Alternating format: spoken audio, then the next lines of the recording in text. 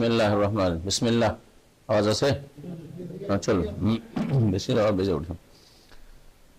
আম্মা বাদ ফাকাদ ক্বালাল মুআল্লিফু হাফিজাহুল্লাহু তাআলা বাবুন ফি আহকামিত তায়াম্মুম। التيمم لغة القصد واصطلاحا التعبد لله عز وجل بمسح الوجه والكفين بالسعيد الطيب على وجه مخصوص. قال تعالى يا أيها الذين آمنوا إذا قمتم إلى الصلاة فاغسلوا وجوهكم وأيديكم إلى المرافق وامسحوا برؤوسكم وأرجلكم إلى الكعبين وإن كنتم جنبا فاطهروا وإن كنتم مرضى أو على سفر أو جاء أحد منكم من الغائط أو لامستم النساء فلم تجدوا ماء فتيمموا صعيدا طيبا فامسحوا بوجوهكم وأيديكم منه ما يريد الله ليجعل عليكم حرج ولكن يريد ليطهركم ويتم نعمته عليكم. মহান আল্লাহ সমস্ত প্রশংসা যে আল্লাহ পাক রব্বুল আলামিন মানুষকে পবিত্রতা দানের সুব্যবস্থা দান করেছেন। আল্লাহ পাক রব্বুল আলামিন পবিত্র অর্জনের জন্য পানিকে সৃষ্টি করেছেন এবং পানির বিকল্প হিসাবে আল্লাহ পাক মাটিকে সৃষ্টি করেছেন, যার মাধ্যমে তায়াম্মুম করে পবিত্রতা অর্জন করা যায়। সালাত এবং সালাম নাযিল করেন মুহাম্মদ রাসূলুল্লাহ সাল্লাল্লাহু আলাইহি সাল্লামের উপর, যার এবং যার উম্মতের বৈশিষ্ট্য হচ্ছে এই তায়াম্মুমের বিধান। আজকের আমাদের ফিকহ ক্লাসে আলোচনার বিষয়বস্তু হচ্ছে তায়াম্মুমের বিধিবিধান। শেখ বলছেন বাবুন ফি আহকামিত তায়াম্মুম, এই অধ্যায় হচ্ছে তায়াম্মুমের বিধিবিধান সম্পর্কে। তায়াম্মুমের পারিভাষিক অর্থ অর্থাৎ শরীয়তের পরিভাষা তায়াম্মুম কাকে বলে, এই বলার পরে তায়াম্মুমের দলিল কোরআনে কারীম থেকে, তারপরে রাসূলুল্লাহ সাল্লাল্লাহু আলাইহি ওয়াসাল্লামের হাদিস থেকে লেখক উল্লেখ করেছেন, আর তারপরে তায়াম্মুমের বিধান, তায়াম্মুমের মাসাইল ইত্যাদি বর্ণনা করেছেন। আজকে তায়াম্মুম সম্পর্কে বিস্তারিত। আর তায়াম্মুম লুগাতান আল কাসদ, তায়াম্মুমের শাব্দিক অর্থ হচ্ছে উদ্দেশ্য করা। তায়াম্মুম মানে হচ্ছে কোনো কিছুর উদ্দেশ্য করা। আল্লাহ পাক কোরআনে বলেছেন ওয়ালা তায়াম্মামুল খাবিসা মিনহু তুনফিকুন, তোমরা নিকৃষ্ট বস্তুর উদ্দেশ্য করিও না খরচ করার জন্য, ব্যয় করার জন্য। অর্থাৎ দান খেরাতের ক্ষেত্রে যেটা নিকৃষ্ট বস্তু, তুচ্ছ, সেটা দান করার উদ্দেশ্য করিও না, বরং ওটা দান করার চেষ্টা করিও। এখানে তায়াম্মুম মানে উদ্দেশ্য করা, এটা হচ্ছে শাব্দিক অর্থ। আর ইসতিলাহান মানে ইসলামের পরিভাষায় তায়াম্মুমের অর্থ মানে সংজ্ঞা। যখন পরিভাষা বলা হবে তখন সংজ্ঞা, তারিফ, আরবিতে তারিফ বলে, মানে কাকে বলে, সহজ ভাষায় তায়াম্মুম কাকে বলে। কয়েকটি কথা উল্লেখ করা হয়েছে তায়াম্মুমের সঙ্গে। আত-তাআব্বুদু লিল্লাহি আযজা ওয়া জাল্লা, মহান আল্লাহর ইবাদত করা, মহান আল্লাহর ইবাদত করা। তায়াম্মুম হচ্ছে একটি ইবাদত। কিসের মাধ্যমে? বেমাসহিল ওয়াজহি ওয়াল কাফাইন, মুখমণ্ডল এবং দুই হাত মাসে করার মাধ্যমে। বিসাইদিত তাইয়্যিব, পবিত্র মাটি দ্বারা। 3 নম্বর আলা ওয়াজহিন মাখসুসিন, বেশ পদ্ধতিতে, বিশেষ তরিকা। কয়টি কথা বলা হলো? 4টি। আল্লাহর ইবাদত করবেন আপনি এই কাজটির মাধ্যমে, তেমনটি আপনার ইবাদত। যেমন নামাজ আপনার ইবাদত, ওরকম ওযু ইবাদত। ওযুর বিকল্প তায়াম্মুম, এটাও ইবাদত। শুধু ইবাদতের ওসিলা নাই, নামাজের মাধ্যম। নামাজ পড়ার জন্য কি লাগবে? ওযু লাগবে, না হয় তায়াম্মুম লাগবে, তাই না? মাধ্যম এবং ইবাদত, শুধু মাধ্যম নাই। আল্লাহ পাকের ইবাদত করা, এটি হচ্ছে আপনার একটি ইবাদত। কিসের মাধ্যমে? চেহারা এবং দুই হাত, কবজি পর্যন্ত, এই যে হাত, কাফ এতটুকু বলা হয়। তো এই দুই হাত মাসে করার মাধ্যমে, এই মাসে করার মাধ্যমে কি দিয়ে মাসে করবেন? পবিত্র মাটি দ্বারা। তাহলে মাটি ছাড়া অন্য কিছু দ্বারা হবে না, পবিত্র মাটি। সাইয়্যিদ তাইয়্যিব, মাটি এবং মাটিতে যা কিছু থাকে, মাটির উপর মাটি ধরনের যা কিছু থাকে। আর এটা আপনার খেয়াল খুশি না, আলা ওয়াজহিল মাখসুসিন, বিশেষ পদ্ধতিতে। সেই পদ্ধতি শরীয়তে আপনাকে বাতলানো হয়েছে। জি, যেই তরিকাতে তায়াম্মুম নবী করিম সাল্লাল্লাহু আলাইহি ওয়াসাল্লাম করেছেন অথবা করতে বলেছেন, ওইভাবেই তায়াম্মুম করতে হবে আপনাকে। এই 4টি কথার মাধ্যমে তায়াম্মুমের কি করা হয়েছে? সংজ্ঞা করা হয়েছে। দলিল কোরআনে কারীমে রয়েছে, সূরা মায়েদার আয়াত নম্বর 6। আয়াতটি বড় লম্বা আছে আর গোটা আয়াত এখানে লেখক উল্লেখ করেছে। সংক্ষেপে আমি তরজমা করছি আর তায়াম্মুমের জায়গাটুকু ব্যাখ্যা করব। আল্লাহ তাআলা মহান আল্লাহ ইরশাদ করেন, ইয়া আইয়ুহাল্লাযীনা আমানু, হে ঈমানদারগণ, ইযা কুমতুম ইলাস সালাতে, যখন তোমরা সালাতের উদ্দেশ্যে দাঁড়াতে চাইবে, যে এখন আমার সালাতের সময় হয়ে আসছে, ফরজ হলে অথবা সুন্নত নফল নামাজ এখন আমি নামাজ পড়বো আর পবিত্রতা নেই, আমার উযু নেই, তাহলে কি করতে হবে? উযু করো। উযু করো বললে আবার উযুর ব্যাখ্যা করতে হতো, এই জন্য উযু করো না বলে আল্লাহ বলছেন উযুর এই কাজগুলি করো। ফাগসিলু ওয়াজুহাকুম ওয়া আইদিয়াকুম ইলাল মারাফিক, তোমরা তোমাদের মুখমণ্ডল ধৌত করো, হ্যাঁ, এবং ওয়া আইদিয়াকুম তোমাদের হাতগুলি ধৌত করো, ইলাল মারাফিকে কনুই সহ, এলা মানে এর আগে বলেছি, এলা মানে মা সহ, হ্যাঁ, সঙ্গের অর্থে। ওয়ামসাহু বিরুউসিকুম, এবং তোমাদের মাথার কি করো? মাসাহ করো। ওয়া আরজুলাকুম ইলাল কাবাইন, এবং তোমাদের পা টাকনা সহ ধৌত করো। ধৌত করে কেন বললাম? আরজুলা, লামে ফাতা দেওয়া আছে, আতফ হয়েছে আরবি গ্রামারে ওজুহা আইদিয়ার উপর। চেহারা যেমন ধুইতে হবে, হাত যেমন ধুইতে হবে, তেমনি পাও আরজুলাকুম কি করতে হবে? ধুইতে হবে। এইভাবে উযু হয়ে যাবে, এইভাবে উযু হবে। উযুর ফরজগুলি উল্লেখ করা হয়েছে এখানে, আর বাকি উযুতে যে সুন্নাতগুলি রয়েছে সেগুলি আপনাকে হাদিস থেকে জেনে নিতে হবে। আর উযুর বিস্তারিত বিবরণ এর আগে আলোচিত হয়েছে। ওয়াইন কুনতুম জুনুবান ফাত্তাহারু, আর যদি তোমরা গোসল ফরজ অবস্থায় থাকো, নাপাক অবস্থায় থাকো, জনবি, এর আগে জনবির ব্যাখ্যা করেছি, হ্যাঁ। জনবান মানে কি? স্বপ্নদোষ হওয়ার কারণে অথবা স্বামী স্ত্রী সহবাসের কারণে যদি গোসল ফরজ হওয়া অবস্থায় থাকো, দুইয়ের এক, এটাকে কি বলা হয়? জনব বলা হয়। তোমরা যদি জনবি থাকো, মানে তোমাদের উপর, হ্যাঁ, বীর্যপাত হওয়ার কারণে, হ্যাঁ, সে যেভাবে হোক, স্বপ্নদোষ হোক বা অন্য কোনো কারণে, বীর্যপাতের কারণে অথবা স্বামী স্ত্রী সহবাসের কারণে, মিলনের কারণে গোসল ফরজ হয়ে থাকে, ফাত্তাহারু, তাহলে তোমরা পবিত্রতা অর্জন করো। ফাত্তাহারু গত সপ্তাহে তাফসীর করেছি, ফাত্তাহারু মানে গোসলের মাধ্যমে পবিত্রতা অর্জন করো। ওয়াইন কুনতুম মারদা, গোসল করবে কিন্তু অসুস্থ হলে তো গোসল করতে পারবে না, তাই না? তাই আল্লাহ বলছেন যে আর যদি তোমরা অসুস্থ হও, মারদা মারিজের বহুবচন, তোমরা যদি অসুস্থ হও, আও আলা সাফারিন, অথবা সফরে থাকো। কথা কি জন্য বলে সফরে? কি সফরে যেমন কসর চলে, সফরে যেমন জোহর আসর জমা করা চলে, মাগরিব ইশা জমা করা চলে, ওইরকম সফরে তেমন চলবে নাকি? তো সফর কথা কেন বললেন আল্লাহ? কেন? বাড়িতে তো পানি না থাকতে পারে, হ্যাঁ। সফরে পানি না পাওয়ার সম্ভাবনা বেশি, হ্যাঁ, বিশেষ করে আর মরুভূমি যেখানে কোরআন নাযিল হচ্ছে আরব দেশে, সেই দেশে দেখেন সফরে এখনো পানি পাবেন না আপনি মরুভূমিতে চলে গেলে, হ্যাঁ। এই জন্য সফরের কথা বলা হয়েছে। বাড়িতে সাধারণত পানি থাকে, কিন্তু নাও থাকতে পারে আবার, হ্যাঁ। এই জন্য তায়াম্মুমের বিধান সফরের সাথে খাস না, এখানে সফর এই জন্য উল্লেখ করা হয়েছে, সফরটা হচ্ছে পানি না পাওয়ার সম্ভাবনা। তোমরা যদি সফরে থাকো, আও যা আহাদুম মিনকুম মিনাল গায়ত, অথবা তোমাদের কোন ব্যক্তি যদি শৌচ কার্য সম্পাদন করে আসে, গায়েত মানে পায়খানার জায়গা, হ্যাঁ, গায়েত নিচু স্থানকে বলা গায়েত বলা হয় এখানে। তারপরে এই শব্দটি ব্যবহৃত হয়েছে কোন ক্ষেত্রে? হ্যাঁ, যে আপনার শৌচ কার্য, পায়খানার জায়গা, এই কাজ যদি সেরে আসো। আও লামাসতুমুন নিসা, যদি পেশাব পায়খানার কাজ সেরে আসো তো উযু নষ্ট হয়েছে, তাই না? উযু যখন নষ্ট হয়েছে তাহলে উযু করা লাগবে, পানি ব্যবহার করবেন, এটা একটা। তাহলে এখানে ছোট হাদাসের কথা উল্লেখ করা হইলো। এতে কি উল্লেখ করা হইলে যে উযু ভঙ্গের কারণ হচ্ছে পেশাব পায়খানা হওয়া, এই জন্য গায়েত বলা হয়। আও লামাসতুমুন নিসা, অথবা যদি তোমরা নারীদেরকে স্পর্শ করো, স্পর্শ মানে শুধু স্পর্শ নয়, স্পর্শ মানে সহবাস, কারণ লামাসা পরস্পরকে স্পর্শ করা, একে অপরকে স্পর্শ করা, পুরুষ স্ত্রীকে স্পর্শ, পুরুষকে স্পর্শ করলো, এই শব্দটির ব্যাখ্যা তাফসীর হচ্ছে সহবাস, শুধু ছোঁয়া দেয়। যেমন শাফি মাযহাবে এই ফতোয়া আছে যে স্ত্রীর গায়ে যদি সরাসরি হাত পড়ে, কাপড়ে আড়ে নয়, স্ত্রীর গায়ে বা মহিলার গায়ে যদি সরাসরি হাত পড়ে তাহলে ওতে উযু নষ্ট হয়ে যায়। ফতোয়াটি ভুল শাফি মাযহাবের।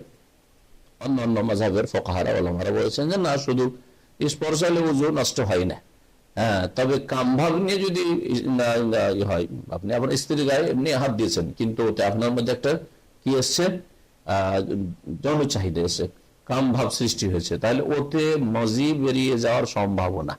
তখন অনেকে বলেছেন যে সতর্কতামূলক উজু করে নিবে, কারণ একটু পরে হয়তো নড়াচড়া উঠা বসা করলে বা রুকু সিজদা গেলে মজি বেরিয়ে আসতে পারে, তখন উজুটা নষ্ট হয়ে যাবে। কিন্তু এমনি স্পর্শ করলে উজু নষ্ট হবে, অথবা কামভাব নিয়ে স্পর্শ করলেই উজু নষ্ট হয়ে যাবে, তাও না, এমন কোন দলিল নেই। কারণ নবী করিম সাল্লাল্লাহু আলাইহি ওয়াসাল্লাম নামাজ অবস্থায় তাহাজ্জুদ পড়তেন। মা আয়েশা রাদিয়াল্লাহু তাআলা আনহা কিবলার দিকে পা লম্বা করে শুয়ে থাকতেন। রুমে এত বেশি জায়গা ছিল না, সাইয়্যিদুল মুরসালিন ঘর এত ছোট ছিল, যিনি পৃথিবীর সমস্ত মানুষের আম্বিয়া রাসূলগণের শ্রেষ্ঠ, সুবহানাল্লাহ, তার ঘরে জায়গা এত ছোট ছিল যে একজন মানুষ শুয়ে থাকলে আর নামাজ পড়ার জায়গা নেই।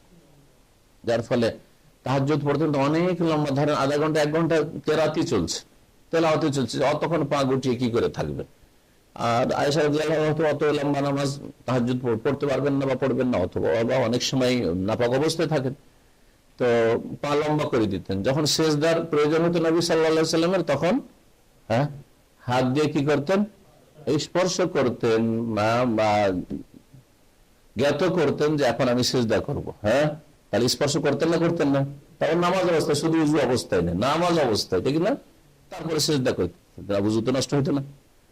বোঝা গেল যে ফতোয়া ভুল। এর মাধ্যমে বুঝে হানাফি হোক আর শাফি হোক আর মালিক আর হাম্বলি হোক, সমস্ত মজহাবে কিছু ভুল ফতোয়া আছে, তাদের ইজতিহাদে ফতোয়াতে ভুল হয়েছে, কারণ তারা নবী রসুল না। নবী রসুল তাদের কাছে ওহী এসছে নাকি? যেমন নবীর কাছে ওহী এসছে, আবু হানিফা, শাফি, মালিক, আহমদের কাছে ওহী এসছে নাকি? কিন্তু আজকালকার মজহাবের যারা তাকলিদকে ফরজ করে নিয়েছে, যে 4 মজহাবের এক মজহাব মানা ফরজ, তারা মুখে বলুক আর না বলুক, যেন 4 ইমামের কাছে ওহী এসছে, তাদের ভুল হতে পারে? ভুলই হতে পারে না। সেই জন্য তো মজহাব মানা ফরজ। কার কথা মানা ফরজ হবে? যার ভুল হয় না তার কথা মানা ফরজ, ঠিক না? এবার যদি বলেন যে আমার কথা মানা ফরজ, কি করে ফরজ হইতে পারে যেখানে আমার ভুল হইতে পারে? তাহলে সব কথা মানা ফরজ তো না। আমি যেটা আল্লাহ এবং রাসূলের কথা বলবো সেটা মানা ফরজ, কারণ সেটা আমার কথা না। কার কথা? আল্লাহ এবং রাসূলের কথা। এই জন্য তো ঠিক ওই রকমের আবু হানিফা, শাফি, মালিক, আহমদ, আপনি যদি বলেন যে মজহাব মানা ফরজ, তার মানে তাদের কাছে ওহী আছে, ভুল হয়নি তাদের। ভুল হয়নি যদি বলেন, তো ওই ইমামের মাঝে নবীর মাঝে কি পার্থক্য করলেন আপনি? যখন পার্থক্য করলেন না, তাহলে নবীর সম্মান দিলেন না মানহানি করলেন আপনি? বিষয়টা চিন্তা করে দেখেন, আপনি চিন্তা করে দেখেন। যদি বলেন যে রাসূলুল্লাহরও ভুল হতো না আর আবু হানিফা বা শাফিরও ভুল হয়নি, তাহলে আপনি রাসূলুল্লাহর মাঝে সাল্লাল্লাহু আলাইহি সাল্লাম আর এই ইমাম বড় বড় আলেমদের মাঝে কি পার্থক্য করলেন? দুটো তো একই সমান মনে করলেন। তাহলে কত বড় বেয়াদবি করছেন, যেখানে ঈমান চলে যাওয়ার ভয় আছে। কেউ যদি বলে যে রাসূলুল্লাহ সাল্লাল্লাহু আলাইহি সাল্লামের মতো আরো কারো ভুল হইতো না, যেমন শিয়াদের মজাব আছে যে 12 ইমামের ভুল হইতো না, তারা 12 ইমাম মাসুম। ইরানি শিয়ারা ইসনা আশারিয়া মাযহাব, ইসনা আশারা মানে কি 12, তো দ্বাদশ ইমামে বিশ্বাসী। ওদের কুফরি আকীদা যে এই 12 ইমাম, 12 ইমামরা সকলেই মাসুম, তাদের কোনো ভুল হতে পারে না, এবং এই ইমামরা নাকি আম্বিয়া রাসূল চাইতে শ্রেষ্ঠ। এই গুমরা পথভ্রষ্টদের কাছে, এই জন্য তাদের কুফরি আকীদার কথা বলছি। তো তাদের তো যদি কুফরি আকীদা হয়, তো আপনি যদি বলেন যে ওই রকমই আমাদের ইমাম সাহেব, ইমাম শাফি ভুল হইতো না, ইমাম আবু হানিফা ভুল হইতো না, ইমাম মালিকের ভুল হইতো না, তাহলে পার্থক্যটা কোথায় থাকলো? একই ক্ষেত্রে আপনারা একই ক্ষেত্রে হয়ে গেলেন। জি, তো এই বিষয়গুলি বোঝার চেষ্টা করবেন। এই বিষয়গুলি বুঝে নিলে আপনি কোরআন এবং হাদিস মানতে পারবেন, এবং আপনার জন্য কোরআন এবং হাদিসের রাস্তা সহজ হয়ে যাবে, আর আপনাকে কেউ গুমরাহ করতে পারবে না। তারা বড় বড় ইমাম ছিলেন, মানে বড় বড় আলেম ছিলেন, তাদের অনেক দিনের খেদমত রয়েছে, কিন্তু কেউ ভুলের ঊর্ধ্বে নয়, আর কেউ ভুলের ঊর্ধ্বে নন, এবং কারো উপর একটা ওহী পর্যন্ত আসেনি যে এই ফতোয়াটা দেওয়া এসছে নাকি। তারা কোরআন এবং হাদিস যতটা বুঝেছেন সে আলোকে ফতোয়া দিয়েছেন। ফতোয়া দিতে গিয়ে ভুল হতে পারে, কারো বেশি ভুল হইতে পারে, কারো কম ভুল হইতে পারে, কিন্তু প্রত্যেকের ভুল হয়েছে, প্রত্যেকের ভুল হয়েছে। তো যদি স্বামী স্ত্রী মিলিত হও, যদি তোমাদের সহবাস হলে কি হবে? উযু ফরজ হবে না গোসল ফরজ হবে? গোসল ফরজ হয়ে যাবে। গোসল ফরজ হলে উযু ফরজ, ও দুটোই ফরজ। ফালাম তাজিদু মান, তাহলে এখন গোসল করা লাগবে। তাহলে বড় নাপাকির কথা হচ্ছে, আগে ছোট নাপাকির কথা বলা হয়, তারপরে বড় নাপাকি, যদি বড় নাপাকি হয়ে যায়, ছোট নাপাকি হয়, ফালাম তাজিদু মান, আল্লাহ যেন বলছে এখন পানি তলাশ করো, পানি আছে কিনা দেখো, আর পানি ব্যবহার করতে পারবে কিনা দেখো। তারপরে ফালাম তাজিদু মান, কিন্তু পানি পেলে না, অথবা পানি পাচ্ছ কিন্তু পানি ব্যবহার করতে পারছো না, দুটো অবস্থায়। ফাতায়াম্মামু, তাহলে কি করতে হবে, কেমন করে পাক হবো? গোসল হয়ে গেছে, স্বপ্নদোষ হয়ে গেছে, স্বামী স্ত্রীর সহবাস হয়েছে, আর হঠাৎ করে নলে পানি নেই। হ্যাঁ, আর থাকলে অবশ্য নলে পানি নেই, এটা চলবে না। নলে পানি না থাকলে খাওয়ার পানি আছে, হ্যাঁ, খাওয়ার পানিতে গোসল করতে হবে না। নলে পানি নেই, গোসল করবো না, তেমন চলবে কি?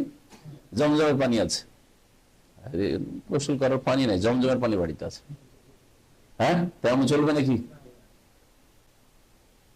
এক লোক বড় ইউনিভার্সিটি পাস, সব ওই ওমরা করা ভাইদের সে নিয়ে আসছে, আর আল কাসিম থেকে ওই মদিনার মাঝে তখন 500 কিলোমিটার কোনো পেট্রোল পাম্প ছিল না, তো বা ওইরকম টাইম হয়ে গেছে, নামাজের টাইম হয়ে গেছে, তো নামাজ পড়বে তো কারো বুঝবে নাই কি করবে, আর গাড়িতে বুঝছেন যে জমজম পানি ভর্তি আছে, কারণ সবাই ওমরা করে আসছে, মক্কা থেকে মদিনায় ফিরছে, তাই ভর্তি আছে, হ্যাঁ, পেট্রোল পাম্প নাই, সুতরাং পানি নাই, ঠিক না, কিন্তু জমজমের পানি ভর্তি আছে।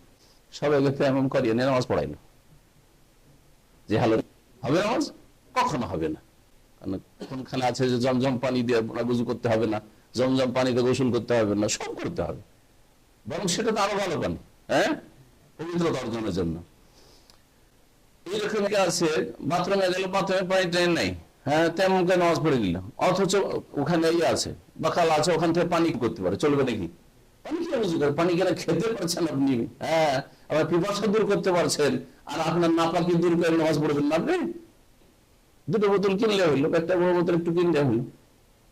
জি, গত এক সফরে ওইরকম আমি একটা বোতল দিয়ে ইউজ করেছি, করা যায় যে আপনার ওই, হ্যাঁ, না না, হ্যাঁ, এক রিয়ালের আধা রিয়ালও চলতে পারে। নবী সাল্লাল্লাহু আলাইহি সাল্লাম 500 থেকে 600 গ্রাম পানি দিয়ে, 600 গ্রাম পানিতে, 600 মিলি পানিতে উযু করেছেন, জি হ্যাঁ, আর 2.5 থেকে 3 কেজি পানিতে গোসল করেছেন। পরীক্ষা করে দেখেন, পানি একটু নেবে না, শুধু ঘষা দিবেন, হয়ে যাবে, পানি বাঁচিয়ে দিয়েছে, 2 একটু বাঁচিয়ে দিয়েছে, ওই 1 লিটার, কি বলছে যেটাকে 1 রিয়ালে যে বোতলটা। তো আল্লাহ পাক কি বলছেন, পানি এখন নেই তোমার কাছে, অথবা পানি ব্যবহার করতে পারছো না, ফাতায়াম্মামু সাইদান তাইয়্যিবা, তখন পাক মাটি দ্বারা তায়াম্মুম করে নাও। তায়াম্মুম কেমন করে করতে হবে? আল্লাহ বলেন ফামসাহু বিওয়াজুহিকুম ওয়া আইদিকুম মিনহু, অতঃপর তুমি এই তায়াম্মুম কিভাবে করবে? তোমাদের মুখমণ্ডল এবং তোমাদের হাতগুলির মাসে করো, মিনহু, তা দিয়ে, কি দিয়ে? ওই পাক মাটি দিয়ে, পাক মাটি দিয়ে হাত মারলে, হাত মেরে তা দিয়ে চেহারা এবং হাতের মাসে করো। আগে কি উল্লেখ করেছেন আল্লাহ পাক? আগে হাত না আগে চেহারা? উযুতে আগে চেহারা ধুতে হয় না হাত ধুতে হয়? এতটুকুর ক্ষেত্রে হাত ধুতে হয়, কিন্তু যদি এখান পর্যন্ত হাত বলেন তাহলে আগে চেহারা তারপরে হাত আছে। তায়াম্মুমের ক্ষেত্রে আগে চেহারার কথা আল্লাহ পাক রব্বুল উল্লেখ করেছেন, চেহারা, তাহলে উল্টো করলে চলবে না, এই তরতিব ফরজ আসছে সামনে। কেন আল্লাহ পাক এই সহজ করে দিলেন? পানি নেই, তখন পবিত্র হইতে হবে, মাটি আছে তোমার জন্য। মা ইউরিদুল্লাহু লিয়াজআলা আলাইকুম মিন হারাজ, আল্লাহ চান না যে তোমাদের উপর তিনি সংকীর্ণতা চাপিয়ে দেন, কষ্ট দিতে চান না, দ্বীনে সংকীর্ণতা নেই। ওয়ালাকি ইউরিদু লিইউতাহিরাকুম, তবে আল্লাহ চান তোমাদেরকে পবিত্রতা দান করতে, পাক হও কোনোভাবে। পানি নেই, পানি ব্যবহার করতে পারছো না, পাক হইতে হবে, মাটি দিয়ে পাক হও। ওয়ালিউতিম্মা নি'মাতাহু আলাইকুম, এবং তার অনুগ্রহ পূর্ণ করতে চান আল্লাহ তোমাদের উপর, লাআল্লাকুম তাশকুরুন, যাতে করে তোমরা আল্লাহর কৃতজ্ঞ হতে পারো, শুকরগুজার হতে পারো। ওয়া কামা হুয়া সাবিতুন ফিল কুরআনিল কারীম, যেমন তায়াম্মুম প্রমাণিত কোরআনে কারীমে, ঠিক তেমনি ফাহুয়া সাবিতুন বিসুন্নতি রাসূলিল্লাহ সাল্লাল্লাহু আলাইহি ওয়াসাল্লাম, রাসূলুল্লাহ সাল্লাল্লাহু আলাইহি ওয়াসাল্লামের হাদিস সুন্নাত দ্বারাও প্রমাণিত। জি, ওয়া ইজমাইল উম্মতি, এবং এই উম্মতের সমস্ত উলামাদের ঐক্যমত রয়েছে যে পানি যদি কেউ না পায় অথবা পানি ব্যবহার করতে না পারে, তাহলে কি করবে? তায়াম্মুম করবে। তায়াম্মুমের বিধানের উপর ইজমা রয়েছে, কিন্তু এমন কোন ইজমা কি যে কোরআনে নেই? তায়াম্মুমের কথা কোরআনে আছে, রাসূলের হাদিসেও আছে, আর ওর উপর উম্মতের ইজমা ঐক্যমত রয়েছে, সকলে একমত উলামারা। ওয়া ফাযিলাতুন লিহাযিল উম্মাহ, আর এই তায়াম্মুমটি হচ্ছে এই উম্মতের ফজিলত, এই উম্মতের বৈশিষ্ট্য। ইখতাসাহা আল্লাহু বিহি, আল্লাহ পাক রব্বুল আলামিন এই উম্মতকে খাস করেছেন এই তায়াম্মুম দিয়ে। অন্য উম্মতে তায়াম্মুম বৈধ ছিল না, পবিত্র। ওয়ালাম ইয়াজআলহু তাহুরান লিগাইরিহা তাওসিয়াতান আলাইহা, অন্য কোন উম্মতের জন্য, অন্যদের জন্য এই মাটিকে পবিত্রতার মাধ্যম বানাননি, কিন্তু এই উম্মতের জন্য পবিত্রতার মাধ্যম বানিয়েছেন। তাওসিয়াতান আলাইহা, এই উম্মতের ওপর প্রশস্ত করার উদ্দেশ্যে, দিনকে, দিনের রাস্তা, দিনের বিধিবিধানকে প্রশস্ত করার উদ্দেশ্যে। ওয়া ইহসানান মিনহু ইলাইহা, এবং উম্মতের ওপর আল্লাহ পাক এর মাধ্যমে অনুগ্রহ করেছেন, ইহসান করার উদ্দেশ্যে, অনুগ্রহ করার উদ্দেশ্যে। হাদিসের দলিল একটি নেন, বলছে ফাফিস সাহিহাইন, সুতরাং সহিহ বুখারী মুসলিমে রয়েছে, নবী করিম সাল্লাল্লাহু আলাইহি ওয়াসাল্লাম থেকে জাবের রাদিয়াল্লাহু তাআলা আনহু বর্ণনা করেছেন, ক্বালা রাসূলুল্লাহ সাল্লাল্লাহু আলাইহি ওয়াসাল্লাম বলেছেন, উতিতু খামসান, আমাকে 5টি বৈশিষ্ট্য দান করা হয়েছে। কে বলছেন? রাসূলুল্লাহ সাল্লাল্লাহু আলাইহি ওয়াসাল্লাম। নবীকে যখন দান করা হয়েছে, আমরা নবীর উম্মত, তো আমরাও তাতে কিছু ভাগ পাবো না, পাবো না? ভাগ পেয়েছি, সেজন্য নবী সাল্লাল্লাহু আলাইহি ওয়াসাল্লাম তেমন করেছেন, তো আমাদেরও তেমন চলছে, তাই না? তাহলে বোঝা গেল যে এই বৈশিষ্ট্যগুলি রাসূলুল্লাহ সাল্লাল্লাহু আলাইহি ওয়াসাল্লামকে দেওয়া হয়েছে, আর তার কাছ থেকে, তার মাধ্যমে উম্মত পেয়েছে। লাম ইউতাহুন আহাদুন ক্বাবলি, আমার পূর্বে কোন নবীকে দেওয়া হয়নি, কোন উম্মতকে দেওয়া হয়নি। প্রথম বৈশিষ্ট্য হচ্ছে নসিরতু বিররুবি মাসিরাতাশ শাহরিন, আমাকে কাফেরদের অন্তরে ভীতি সঞ্চার করে, 1 মাসের দূরত্ব থেকে ভীতি সঞ্চার করে সাহায্য করা হয়েছে। আমি সাহায্য প্রাপ্ত হয়েছি বিররুবে, ভীতি সঞ্চার করার মাধ্যমে। কিসের মধ্যে? কাফেরদের অন্তরে। মাসিরাতাশ শাহরি, 1 মাসের দূরত্ব থেকে, 1 মাস দূরে শত্রু আছে, তারপরে মুসলিমকে বলে ভয় পায়। কারণ কাফের লক্ষ্য উদ্দেশ্য হচ্ছে এই দুনিয়ার ভোগ বিলাসের সামগ্রী, সে বাঁচতে চায়, এই দুনিয়া শেষ হলে সব শেষ তার। কিন্তু একজন মুসলিম, দুনিয়া হচ্ছে আমার যেন একটা ভ্রমণ স্থল, আমি টার্গেটের দিকে, লক্ষ্য উদ্দেশ্যের দিকে যাচ্ছে, আমার লক্ষ্য উদ্দেশ্য হচ্ছে পরকালের জীবন, আখিরাত, সেটা হচ্ছে আমার স্থায়ী জগৎ। আর এটা যেমন একটা আমার সফরের পথে, রাস্তায় আছি। জি হ্যাঁ, মাত্র কয়েকদিন চিন্তা করেন আপনি আখিরাতকে, এবং কবরে কতদিন যে থাকতে হবে, এই সময়গুলোকে, সেটাও আখিরাত, কোন আমলের সুযোগ নেই। মতের পরে জগৎটাকে চিন্তা করেন। দুনিয়ার মাত্র কয়েক বছর যে আয়ু, কিছুদিন আমরা ছোট ছিলাম, এখন দাড়ি সাদা হয়ে গেছে, জানি না কখন কার মত চলে আসবে। তারপরে দুনিয়ার জন্য এত মরিয়া হয়ে ছুটেছে, তাহলে কাফের মাঝে আর মুসলিমের মাঝে পার্থক্য কি? এই যে সাহায্য হয়েছে, নবী সাল্লাল্লাহু আলাইহি ওয়াসাল্লাম সাহাবায়ে কেরামদের গুণ যদি আমাদের মধ্যে থাকে, তাহলে আল্লাহ সাহায্য করবে। আর না হলে এর উল্টো, যারা মুনাফিক, যারা পাপিষ্ঠ মুসলিম, যারা রাসূলুল্লাহ সাল্লাল্লাহু আলাইহি ওয়াসাল্লামের আদর্শ থেকে, তাওহীদ সুন্নাত থেকে দূরে সরে গেছে, ইসলামের মৌলিক বিষয় 5 ওয়াক্ত সালাত, 5 ওয়াক্ত নামাজে ঘাটতি করে ফেলেছে, এইরকম মুসলিমদের অন্তরে ভীতি সঞ্চার করা হয়েছে কাফেরদের। কাফেরদের কথা কাফেরদের খোঁজ শুনলেই ভয় পায়। কাফেরদের নাম শুনলেই ভয় লাগে। এটা ইসলামিক কিতাব, ঘরে একটা ইসলামিক কিতাব নিয়ে যাবো, আমাকে জঙ্গি না বলে দেয়।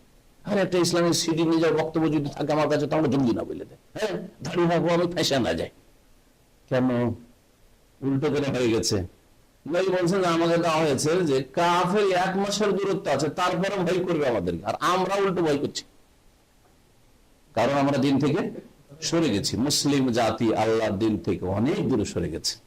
কেউ তাওহীদ নষ্ট করে কবর মাজার পূজায় লিপ্ত হয়েছে, সুফিবাদে লিপ্ত হয়েছে, কেউ সুন্নাত নষ্ট করে বিদআতে লিপ্ত হয়েছে। জি, আজকে দেখেন মুসলিমদের তৈরি করা বিদআত, এমনকি কাফেরদের তৈরি করা, সব বিদআতই করছে। মুসলিমদের তৈরি করা বিদআত, মিলাদ, শবে বরাত, এগুলো তো আছে, নওয়াইতো, এগুলো তো আছে।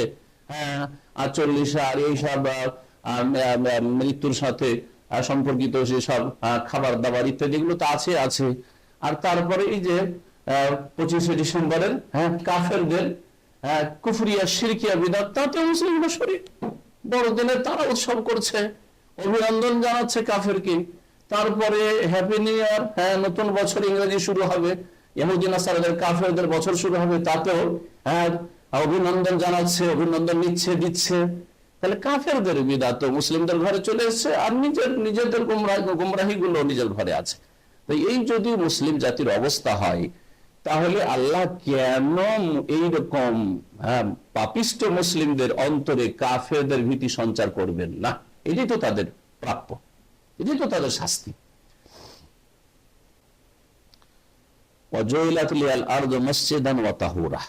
দ্বিতীয় বৈশিষ্ট্য হচ্ছে যে আমার জন্য সারা পৃথিবীর জমিনকে সিজদার স্থান বানানো হয়েছে, ও তাহুরান এবং পবিত্রতার মাধ্যম বানানো হয়েছে। এই উম্মতের যে কোনো মানুষ, রাসূলুল্লাহ সাল্লাল্লাহু আলাইহি ওয়াসাল্লাম এবং যে কোনো উম্মতের লোক যে কোনো জায়গায় নামাজ পড়তে পারে। পক্ষান্তরে ইহুদিরা আসার আগের উম্মতরা ওদের উপাসনালয়ে না গেলে কোনো ইবাদত হয় না। রাস্তাঘাটে কোথাও বন জঙ্গলে যেখানে সেখানে ইবাদত হবে না, উপাসনালয়ে গিয়ে ইবাদত করতে হবে। হ্যাঁ, ঠিক না? জি। ও তাহুরান, আর পবিত্রতা, তাদের মাটির দ্বারা পবিত্রতা অন্য কোন উম্মতে ছিল না। এই উম্মতকে পানি না থাকলে, পানি ব্যবহার করতে না পারলে মাটি দিয়ে পবিত্র হয়ে যাবে। সুতরাং আমার উম্মতের যে কোনো ব্যক্তি আদরাকাতুস সালাহ, তাকে যদি নামাজের সময় পেয়ে যায়, ফালিউসাল্লি, তাহলে নামাজ পড়ে, যেখানে হবে সেখানে নামাজ পড়ে। পানি পেলেন, আর না হয় নামাজের টাইম হয়েছে তেমন করেন, নামাজ পড়ে, আর যে কোনো জায়গায় নামাজ পড়ে। আর অন্য বর্ণনা রয়েছে ফাইন্দাহু মসজিদুহু, যে কোনো জায়গায় আমার উম্মতের কোন ব্যক্তিকে যদি নামাজের সময় পেয়ে যায়, তাহলে তার কাছে মসজিদও আছে, আর তার কাছে পবিত্রতার ব্যবস্থাও আছে। মসজিদ আছে মানে এই তো আল্লাহর জমিন আছে, ওখানে মসজিদ, তার মসজিদ যাওয়া লাগবে না, আর তার কাছে পবিত্রতার মাধ্যম আছে। পানি নেই, মাটি আছে, মাটির উপর তো চলছে, মাটি আছে। সবগুলো বৈশিষ্ট্য এখানে উল্লেখ করা হয়, কয়টি উল্লেখ করা হলো? এখানে দুইটি উল্লেখ করা হয়েছে। আমাদের আসল বিষয় লম্বা আছে আর সময় শেষ হয়ে আসছে, এজন্য বাকিটা শেষখানে আপনারা জুটাবেন। এখন আমি তেমনটা শেষ করি। তেমনটা পেলেন, তাই না? তার মধ্যে একটি হচ্ছে তায়াম্মুম, এই উম্মতের বৈশিষ্ট্য। হুকমুত তায়াম্মুম, তায়াম্মুমের হুকুমটা কি, মানে তায়াম্মুমের বিধান, তায়াম্মুমটা কতক্ষণ পর্যন্ত থাকবে, তায়াম্মুম কখন শেষ হয়ে যাবে, এই বিষয়গুলি বলছে। আন্নাহু রাফিউল লিল হাদাস, তায়াম্মুম নাপাকিকে দূর করে। হাদাস, সে ছোট নাপাকি হোক অথবা বড় নাপাকি। ছোট নাপাকি যেমন উযু নেই, এসব পায়খানা করেছেন, উযু নেই, এই অবস্থাটাকে দূর করবে তায়াম্মুম। তায়াম্মুম করলে যার উযুর কাজ হয়ে গেছে। যে কাজগুলো যেন উযু লাগে, নামাজ পড়ার জন্য উযু লাগবে, এখন তায়াম্মুম করলেন তো কাজ হয়ে গেল, তাই না? ছোট নাপাকি দূর হয়ে গেল। বড় নাপাকি, গোসল ফরজ হয়ে গেছে, ইবাদতের জন্য এখন আপনাকে গোসল করতে হয়, কিন্তু পানি নেই বা পানি ব্যবহার করতে পারছেন না, তায়াম্মুম করে নেন, তারপরে নিজের দ্বিধায় আপনি পাক হয়ে গেছেন। মনে কোন রকম ওয়াসওয়াসা রাখবেন না, স্বপ্ন দোষ হয়েছে, আর শুধু একটু তায়াম্মুম করলাম, আর কেমন লাগছে যেন নামাজ পড়ছি, না, এগুলো শয়তানি ওয়াসওয়াসা। আল্লাহ আপনার জন্য এই তাহারাত করেছেন, এই পবিত্রতার ব্যবস্থা দিয়েছেন। তো নাপাকিকে দূর করে, বড় ছোট উভয় নাপাকিকে দূর করে তায়াম্মুম। কালমায়, পানির মতো, যেমন পানি গোসল করলে যেমন পাক হয়ে যান, উযু করলে যেমন পাক হয়ে যান, তেমনই পাক হয়ে যাবে। কতক্ষণ পর্যন্ত? এটা ইলা উজুদিল মা, পানি পাওয়া পর্যন্ত। পানি পেয়ে গেছেন, পানি পেয়ে গেছেন, তায়াম্মুম করে নামাজ, ধরেন জোহরের নামাজ পড়েছেন তায়াম্মুম করে, আর তারপরে কিছু দূর যাওয়ার পরে আসরের সময় হয়েছে, আসরের সময় পানি পেয়ে গেছেন, আর ওই যে তায়াম্মুম করে তারপরে তায়াম্মুম নষ্ট হয়নি, তার মানে কোন বায়ু সরেনি, উযু ভঙ্গের যে কারণগুলি রয়েছে ওগুলো হয়নি, তো ভাবছে যে আমার তো তায়াম্মুম আছে, এখন আসরের নামাজ পড়বো, ওই আগের তায়াম্মুম দেওয়া উযু করার দরকারটা কি? চলবে? পানি যে পেয়ে গেছেন আর চলবে না, শেষ।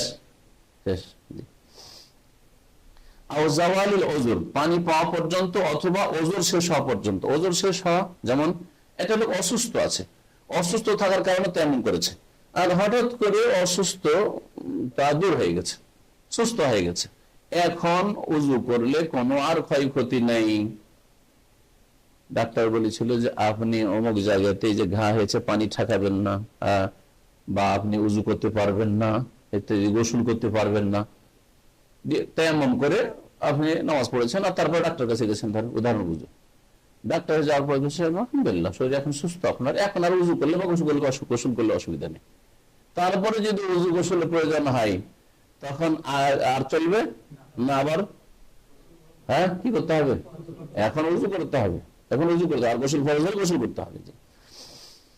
ফায়দা ওয়াজাদাল মা, সুতরাং যখন পানি পেয়ে যাবে, আও জালা ওযরুহু, অথবা ওযর তার দূর হয়ে যাবে, আল্লাযী মিন আজালিহি তায়াম্মুম, যেই কারণে তায়াম্মুম করে সেই কারণ, সেই ওযর দূর হয়ে গেছে, বাতালা তায়াম্মুম, তাহলে অটোমেটিক্যালি তায়াম্মুম বাতিল হয়ে গেছে। তায়াম্মুম কিসের বিকল্প? তায়াম্মুম কিসের বিকল্প? ওযু এবং গোসলের বিকল্প। আর মাটি কিসের বিকল্প? পানির বিকল্প। ঠিক বুঝেছেন। এবার বলছেন ওয়ায়ানুবু তায়াম্মুম আনিল মাই, বলছে তায়াম্মুম এখানে কিন্তু পানির বিকল্প বলেছে, মাটি সূক্ষ্ম করে বলেন। যাই হোক, তায়াম্মুম কিসের বিকল্প? ওযু গোসলের বিকল্প বলা উচিত ছিল। পানির বিকল্প মানে পানি দিয়ে ওযু গোসল হয়, এই জন্য বলে দিয়েছে। অনেক সময় এরকম কথা বলা যায় আর কি।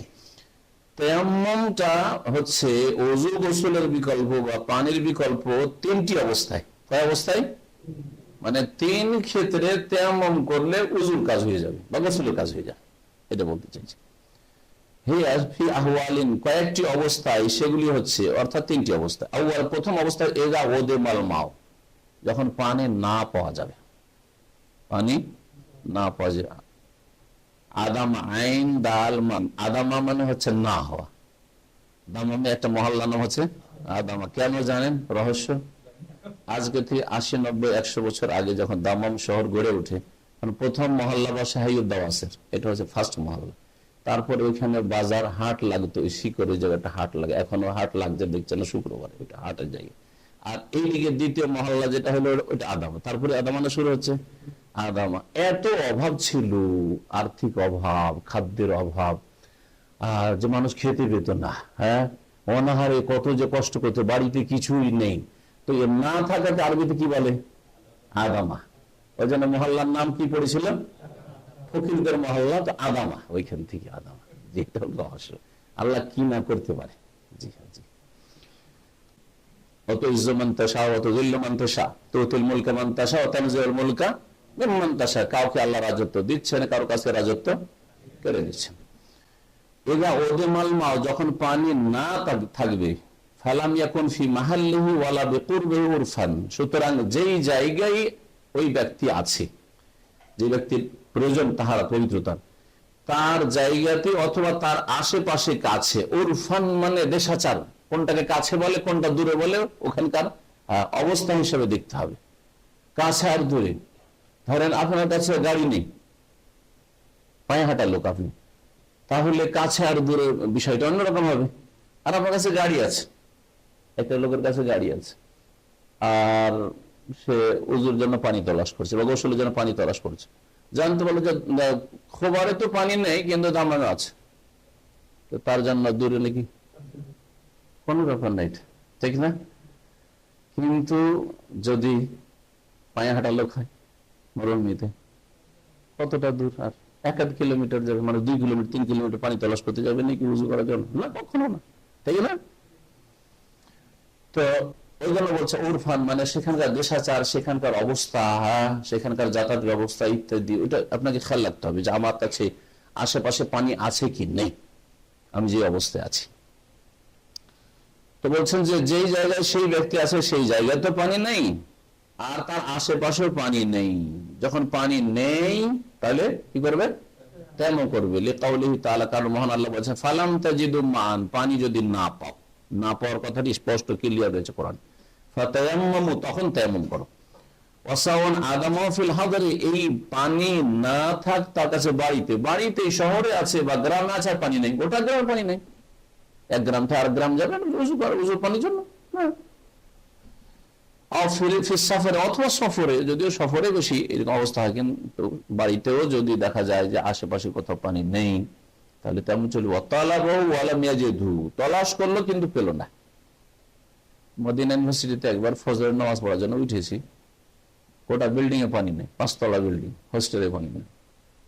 তখন 8টা হোস্টেল ছিল, 1 নম্বর 2 নম্বরকে 8 নম্বরে ছিলাম তখন। তো 8 নম্বরটা মসজিদ থেকে অনেক দূরে, 10 মিনিট লাগে, 8-10 মিনিট লাগে হেঁটে আসতে। পানি গোটা বিল্ডিং এ পেলাম না, মনে করলাম যে দেখি আর একটা নম্বর উঠে দেখি আরেক বিল্ডিং উঠলাম, ওখানে পানি নেই। আমার নিজের ঘটনা, 2 বিল্ডিং 3 বিল্ডিং তালাশ করলাম, আশেপাশে সব যাচ্ছে ছাত্ররা, মসজিদে জিজ্ঞেস করলাম আপনাদের বিল্ডিং না, কোথাও পানি নেই। এই মসজিদের দিকে আল্লাহ ভরসা যাচ্ছে যে লাস্ট মসজিদের বাইরে ধুলাতে তেমন করে নামাজটা পড়ি, আর করবো কি, গোটা ক্যাম্পাস মধ্যে পানি নাই এরকম। কিন্তু মসজিদের পাশে একটা নল, পার্কের মধ্যে একটা নল দিয়ে পানি বইছে, আর লাইন দিয়ে সব উজু করছে। চলো ওখানে লাইন লাগালাম, কিছুক্ষণ পরে লাইন পেয়ে 4-5 জনের পরে উজুটা করলাম। আর যদি গোটা ইউনিভার্সিটি ক্যাম্পাস 1-2 কিলোমিটার নিয়ে আছে, ওর মধ্যে কোথাও পানি নেই, শহরে আছে, তো আমাকে যেতে হবে নাকি? না, পানি নাই এখন, তাই না? সেটা বাড়িতে হোক অথবা সফরে হোক, তলাশ করলেও কিন্তু পানি পেল না, এই অবস্থায় তেমন করবে। দ্বিতীয় অবস্থা হচ্ছে এলাকানা পানি আছে আপনার কাছে, কিন্তু পানি পান করা যায়, পানিটা দরকার আছে। অতাবহীন পাকশাকের জন্য পানি দরকার আছে। বাড়িতে পানি আছে, কিন্তু আপনার ওয়াইফ বলছে যে পানিতে পাকশাক করবো, আরে সারাদিনে পাকশাক জুটবে না, তা তুমি উজু করা শুরু করেছো, গোসল করা শুরু করেছো, তাই না? অথবা সারাদিন ছেলে মেয়ে নিজেও পান করতে হবে, আর আশেপাশে পানির ব্যবস্থা নেই। তো এইখানে যদি ওই পানিটাকে উজু গোসল করে শেষ করে দেওয়া হয়, তাহলে পিপাসায় মরে যাওয়ার ভয় আছে, অনাহারে থাকবে ছেলে মেয়ে, না, এটা ইসলাম বলে না। ফালাও তাতাহারা মেনো, সুতরাং এই পাকশাকের পানি অথবা পান করা পানি দিয়ে যদি পবিত্রতা অর্জন করে আদার হাজাত, তাহলে তার প্রয়োজন ক্ষতিগ্রস্ত হবে, তার যে প্রয়োজন রয়েছে তা ক্ষতিগ্রস্ত হবে। পিপাসিত হওয়ার ভয় আছে তার বা তার পরে, অথবা অন্য কোন ব্যক্তির পিপাসিত হওয়ার ভয় আছে, সে ব্যক্তি মিন আদমিন, কোনো মানুষ হোক, আপনার পরিবারের অথবা আপনার সাথী সঙ্গীরা হোক। পানি আছে আপনার কাছে শুধু, আর অন্যদের কাছে কিছু নেই। আর আমার কাছে যথেষ্ট পানি আছে, এই যে যদি আমি উজুও করি, তারপরে 2-3 দিন আমি পানি খেতে পারবো, আমার চলবে, বাড়ি পৌঁছে যেতে পারবো। কিন্তু আপনার সাথে সঙ্গে কারো কাছে পানি নেই, তারা আপনার সঙ্গে, ওর কাছে আমাদের কাছে পানি নেই, তুমি এটা দিয়ে উজু করে নেবে, খেয়ে তোমার শুধু খাওয়া হবে এই পানি। তারপরে আমরা তাহলে সাথী সঙ্গীরও খেয়াল রাখতে হবে, তাদের যদি পানির প্রয়োজন থাকে তো সেটাকে প্রাধান্য দিতে হবে, আপনাকে ত্যাগ করতে হবে। মানুষ নয়, অথবা গবাদি পশু, মহতারামা, এমন জন্তু যে সম্মানিত জন্তু, অর্থাৎ যে জন্তু হিংস্র নাই, হিংস্র পশু না, পানি আছে অল্প, ওই দিয়ে উজু করলে বিড়ালটা পিপাসায় মরে যাবে, বিড়াল সম্মানিত, ক্ষতিকার, হিংস্র নয়। তো বিড়ালি যদি হয়তো দেখো না, গরুর পানি, বকরি ছাগলের জন্য পানির প্রয়োজন আছে, মুরগির জন্য পানির প্রয়োজন রয়েছে, ইত্যাদি, এসব হচ্ছে সম্মানিত গোস্ত আমরা খাচ্ছি, এগুলো উপকৃত হচ্ছি। তাহলে কি করতে হবে? গবাদি পশুর জন্য পানি রেখে দিতে হবে, পান করার জন্য, নিজের বাড়ি পাকশাকের জন্য রেখে দিতে হবে, যদি সেটা একবারে অল্প থাকে তাহলে, আর নিজের পান করার জন্য, নিজের ছেলে পান করার জন্য রেখে, তারপরে দেখতে হবে যে আমার উজু করা বা গোসল করার পানি ব্যবস্থা হবে কিনা। এটা একটা অবস্থা। পানি আছে, কিন্তু পানি দিয়ে উজু করা বা গোসল করার চাইতে বেশি জরুরি প্রয়োজন আপনার সামনে আছে, এক কথা। 3 নম্বর অবস্থা, যে পানি আছে কিন্তু পানি ব্যবহার করলে, পানি যথেষ্ট পর্যাপ্ত পরিমাণে পানি আছে, কিন্তু পানি ব্যবহার করলে ক্ষতি হবে শরীরের। যদি আশঙ্কা করে পানি ব্যবহার করলে ক্ষতি হবে তার শরীরের, বেমারাধীন রোগের কারণে, রোগ বেড়ে যাবে হয়তো, অথবা চিকিৎসা চলছে, চিকিৎসার আরোগ্যে বিলম্ব হবে, চিকিৎসা চলছে, পানি ব্যবহার করলে কি হয়ে যাবে, অসুস্থতা, যে চিকিৎসা চলছে সেটা আরো লেট হয়ে যাবে। আবিল হারাজ ওয়াল মাশাক্কা, অথবা পানি ব্যবহার করলে কষ্ট হবে, বড় কষ্ট হবে, প্রচন্ড শীত আর কনকনে ঠান্ডা পানি, আর দুর্বল মানুষ, এই ঠান্ডা পানিতে গোসল করলে ঠান্ডা লেগে যেতে পারে, নিউমোনিয়া হয়ে যেতে পারে, তারপর গোসল করতে হবে না। কিন্তু যদি দেখা যায় না, আমি মাশাআল্লাহ জোয়ান মানুষ, যুবক মানুষ, তারপরে শরীরে শক্তি আছে, এই ঠান্ডা পানিতে গোসল করলে কিছু হবে না, ঠিক আছে, ঠিক আছে। কারণ আল্লাহ পাক বলেন মারাদা, যদি তোমার অসুস্থ থাকে, তাহলে অসুস্থ থাকলেও তখন পানি ব্যবহার করা কষ্ট, ওই সময় তায়াম্মুম করা চলবে। ফাতায়াম্মামু সাইরান তাইয়্যিবা, সূরা নিসার আয়াত নম্বর 43 এই কথা বলে। তাহলে তায়াম্মুমের বিষয়টি 2 জায়গায় উল্লেখ করা আছে, একটা হচ্ছে সূরা মায়েদার আয়াত নম্বর 6, আর আরেকটি হচ্ছে সূরা নিসার আয়াত নম্বর 43। ওয়াইন ওয়াজাদাম্মা আন ইয়াকফি বাদা তুহুর, আচ্ছা পানি পেলেন কিন্তু তা দিয়ে শরীরের কিছুটা অংশ পাক করা যাবে, অর্ধেক উজু হবে, হাত মুখ ধোয়া হবে, মাথা পর্যন্ত, পা ধোয়া জুড়বে না, অল্প পানি, ওই ছোট্ট বোতলগুলো, 8 আনার যে বোতল সৌদি আরব পাওয়া যাচ্ছে, ওইটা আছে, এটা হয়তো পুরা উজু হবে না। কি করবেন তাহলে?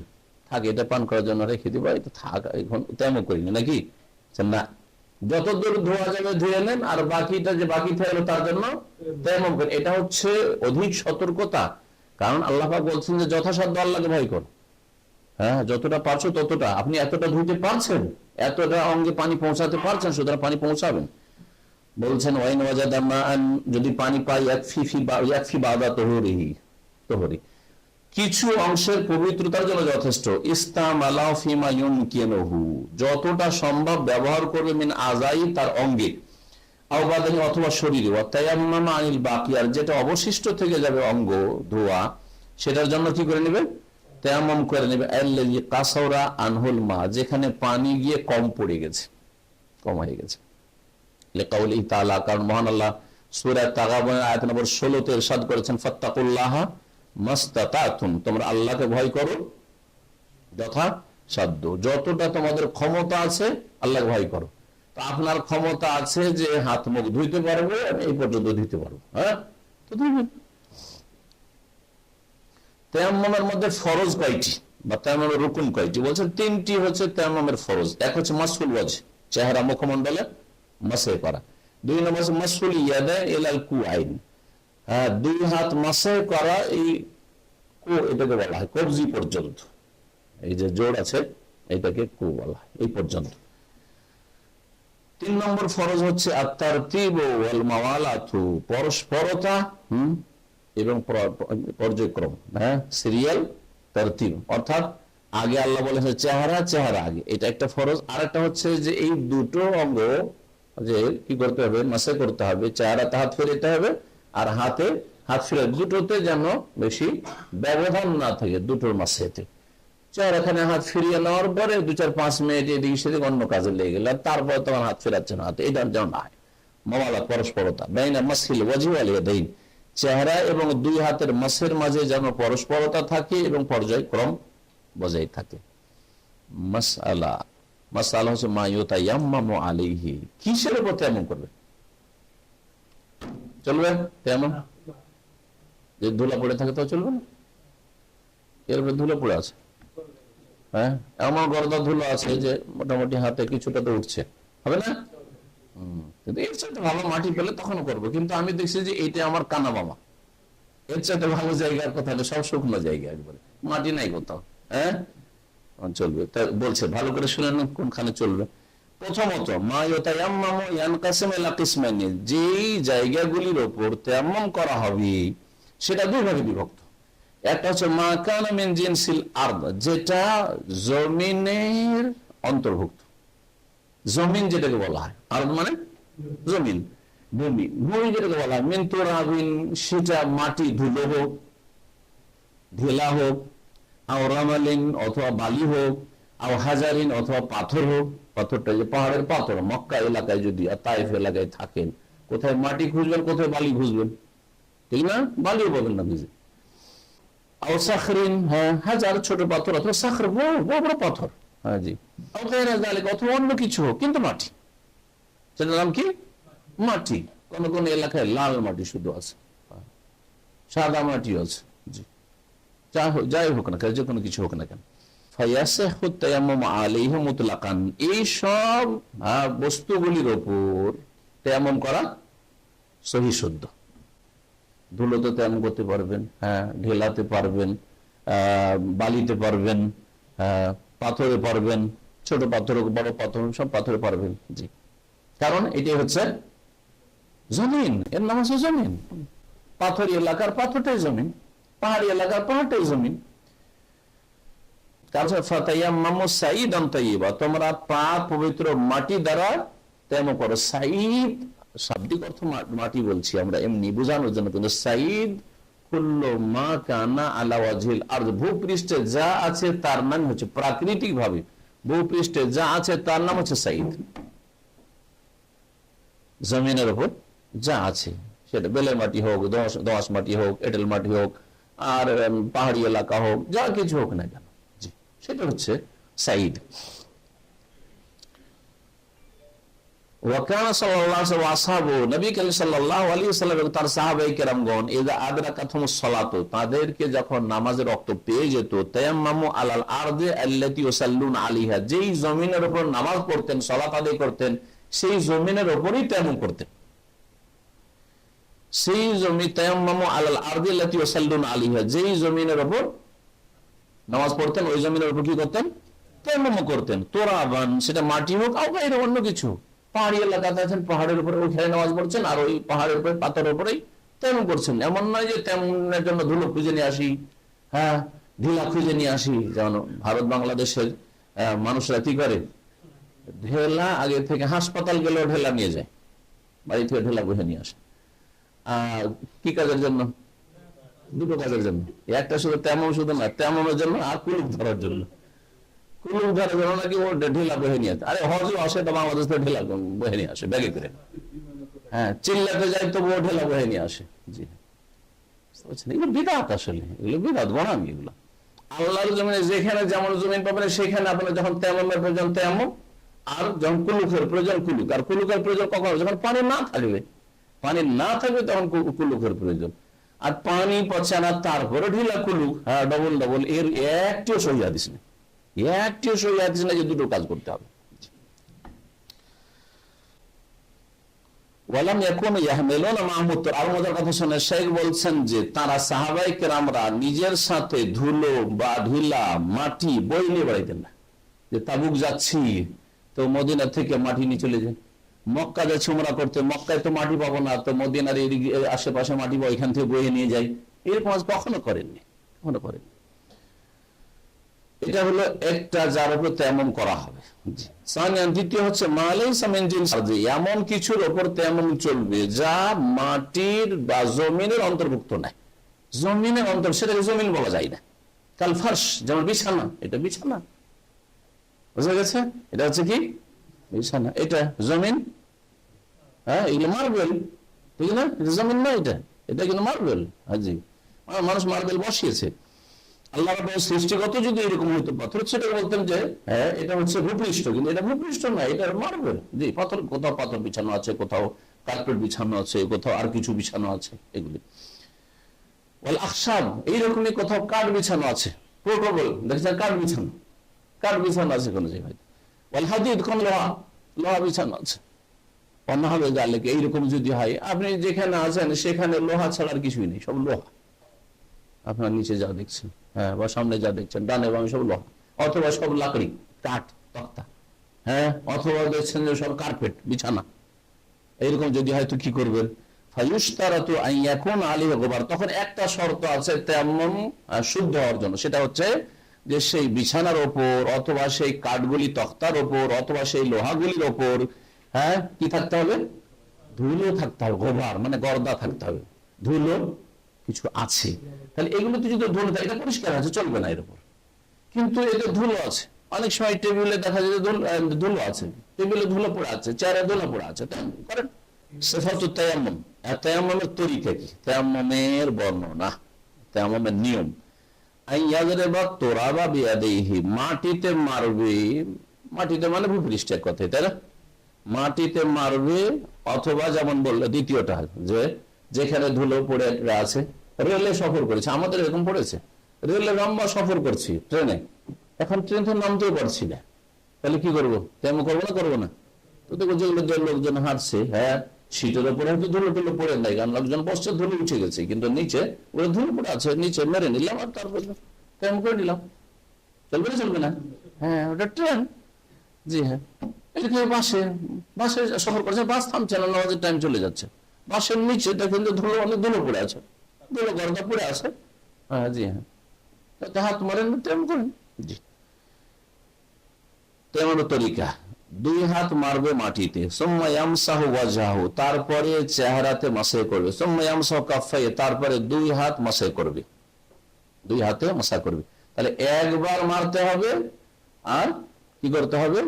চেহারা এবং হাত মাসাহ করবে কতদূর পর্যন্ত? কবজি পর্যন্ত। এই হাদিসে সহিহ বুখারী মুসলিমের হাদিস, এগুলো প্রত্যেকটি হাদিসের কিতাবে আছে। আম্মার বিন ইয়াসির রাদিয়াল্লাহু তাআলা আনহু বর্ণিত হাদিস, প্রসিদ্ধ হাদিস রয়েছে এই হাদিস। এটি হচ্ছে সহিহ সুন্নাত। আর আরেকটি আব্দুল্লাহ ইবনে উমর রাদিয়াল্লাহু তাআলার আমল থেকে প্রমাণিত রয়েছে। হ্যাঁ, এটা লেখক বলছেন যে সাহাবুল, হ্যাঁ, সাহাবীর আমল যদি রাসূলুল্লাহ সাল্লাল্লাহু আলাইহি ওয়াসাল্লাম যে তরিকা বাতলিয়েছেন অথবা যে আমল করেছেন তার বিপরীত হয়, তো কোনটা নিতে হবে? রাসূলুল্লাহ সাল্লাল্লাহু আলাইহি ওয়াসাল্লামের কথা নিতে হবে। তো কোন কোন উলামারা বলছেন জায়েজ আছে, ওই কথাই লেখক এখানে বলছেন। আচ্ছা, ওয়াইন মাসাহা বিযারবাতাইন, যে দুইবার মারে, একবার মারলো হাতের জন্য, হ্যাঁ, আর হাত আবার কত দূর পর্যন্ত? হ্যাঁ, প্রথমবার কিসের জন্য মারবে? চেহারা। প্রথমবার মারলো চেহারার জন্য, আর দ্বিতীয়বার মারবে দিয়ে হাত একবারে কনুই সহ, কনুই সহ দুইটা হয়, কনুই সহ। এটা হচ্ছে দ্বিতীয় মাযহাব, যেটা কিছু কিছু ফুকাহারা নিয়েছেন। তো বলছেন যে যদি দুইবার মারে, ইহদাহুমা ইয়ামসাহু বিহা, একবার মাটিতে মেরে চেহারার মাসে করবে, ওয়াসানিয়া দ্বিতীয়বার ইয়ামসাহু বিহা ইয়াদাইহি, দুই হাত মাসে করবে, জাযা, তো জায়েজ। তাহলে ইখতিলাফ দুই ক্ষেত্রে, দ্বিমত হচ্ছে দুই ক্ষেত্রে। একটা ক্ষেত্রে হচ্ছে যে একবার মারার জায়গায় দুইবার মারবে, আর দ্বিতীয় ইখতিলাফ হচ্ছে যে হাতের কবজি পর্যন্ত নয়, কনুই সহ মাসাহ করবে। এই দুটি পার্থক্য, এই দুটি তরিকা। লাকিন বলছে ওয়াসানি আমসা বিয়াদিহি জাযাত, লেখক বলছেন যে এটা জায়েজ আছে। লাকিন মাতাল উলা হিয়াল ওয়ারিদা আনিন নবী সাল্লাল্লাহু আলাইহি ওয়াসাল্লাম, তবে প্রথম বিবরণটি, প্রথম তরিকাটি করিম সাল্লাল্লাহু আলাইহি ওয়াসাল্লাম থেকে বর্ণিত। কোন তরিকাটি? একবার মারবেন আর চেহারা আর হাত ফেরাবেন, আর তারপরে হাত কবজি থেকে হাত ফেরাবেন। দুইবার মারার হাদিস ওয়ারিদুন আনিস সাহাবা, সাহাবায়ে কেরাম থেকে বর্ণিত, মানে কিছু সাহাবা, আব্দুল্লাহ বিন উমরের কথা বিশেষ করে বুলুগুল মারামে হাদিসটি নিয়ে আসে। তায়াম্মুম দারবাতানে দারবাতুল ওয়াজহ দারবাতুল কাফাইন। তায়াম্মুম কিসে নষ্ট হয়?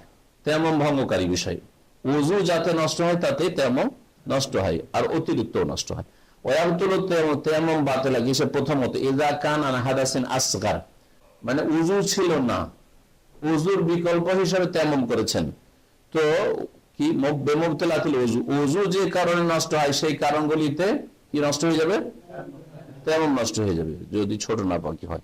ওয়াইন কানা হাদাসান আকবার, আর বড় নাপাকি যদি হয়, বড় নাপাকি মানে গোসল ফরজ হয়েছিল, বেমুজিবাতিল গোসল, গোসল ফরজ হওয়ার কোনো কারণ সৃষ্টি হয়েছিল, মিন জানাবাতিন, হ্যাঁ, স্বামী স্ত্রী সহবাস অথবা বীর্যপাত হওয়া, হাইজিন অথবা মাসিক ঋতু, মহিলা মাসিক ঋতু থেকে পাক হয়েছে আর গোসল করার পানি নেই, অথবা পানি আছে কিন্তু অসুস্থ, পাক হতে পারবে না, তেমন করে পাক হয়ে যাবে। নেফাসিন, নেফাস থেকে পাক হয়েছে, বাচ্চা ভূমিষ্ঠ হওয়ার পরে ব্লিডিং হইলো 20 দিন 22 দিন বা 30 দিন 40 দিন, আর তারপরে পাক পবিত্র হয়েছে, এখন গোসল ফরজ তার উপর, ঠিক কিনা? গোসল করবে তো পানি ব্যবহার, অসুস্থ পানি ব্যবহার, ডাক্তার বলছেন তোমার গোসল করা চলবে না, কি করবে? তায়াম্মুম করবে। জি, লিআন্নাল বাদালা লাহু হুকমুল মুবদালি, কারণ যেটা বদল বিকল্প সেটা কার হুকুম নেবে? যার বদল তার হুকুম নেবে। কোনটা বদল আর কোনটা বদল হয়েছে? ওযু বা গোসল, হ্যাঁ, এর বিকল্প বদল হচ্ছে তায়াম্মুম। তো হচ্ছে তায়াম্মুমটা কার হুকুম নেবে? যার বদল হিসেবে, বিকল্প হিসেবে এসেছে তার হুকুম নেবে, মানে যেই কারণে তাহলে ওযু নষ্ট হয় সেই কারণে তায়াম্মুম নষ্ট হবে।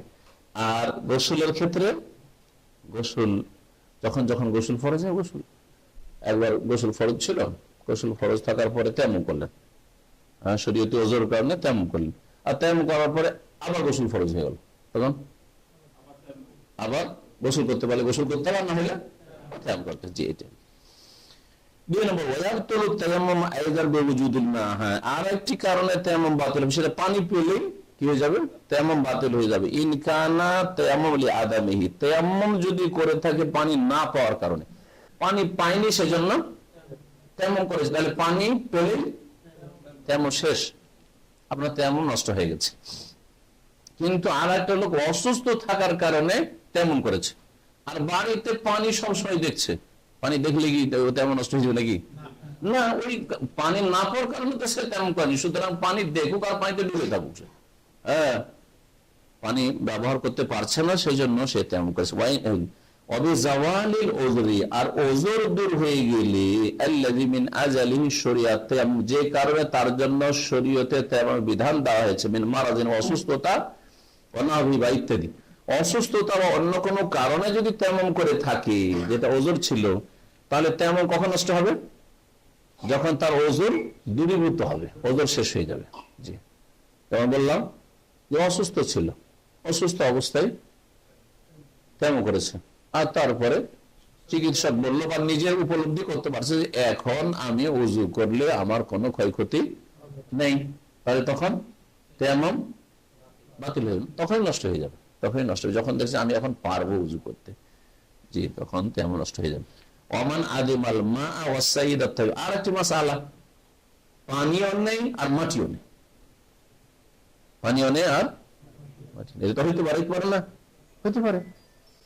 অথবা আছে কিন্তু ব্যবহার করতে পারছেন না, বন্দি হাত পা বেঁধে রেখেছে, হাসপাতালে রোগী, হ্যাঁ বিছানায় উঠতে পারছেন না, অপারেশনের রোগী উঠতে পারছেন না, নিষেধ, উঠা যাবে না, আর তাকে কেউ হেল্প করার মতো আশেপাশে নেই।